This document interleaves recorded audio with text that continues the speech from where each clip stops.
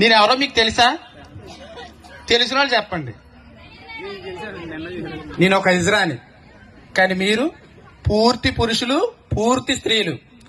మరి నేను అటు ఇటు కానీ ఒక ఇజ్రా అనే ధర్మం కోసం పనిచేస్తుంటే కనీసం మీరు పూర్తి పురుషులయ్యుండి, స్త్రీలయ్యుండి ధర్మం కోసం నిలబడి ధర్మాన్ని కాపాడక్కర్లేదు, ధర్మాన్ని ఆచరించండి.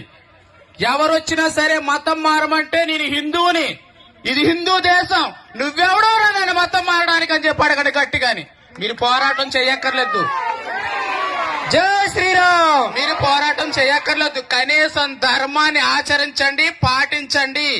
పరాయి మతాన్ని గౌరవించమంటే పరాయి మతంలోకి వెళ్ళిపోయి ప్రార్థన చేసుకోవడం కాదు. నేను ఒక ఇజ్రాగా మీకు చెప్పాను, కానీ గతంలో నేను ఒక ఎక్స్ క్రిస్టియన్. 8 సంవత్సరాలు చర్చికి వెళ్ళా, కానీ అక్కడ ఏమీ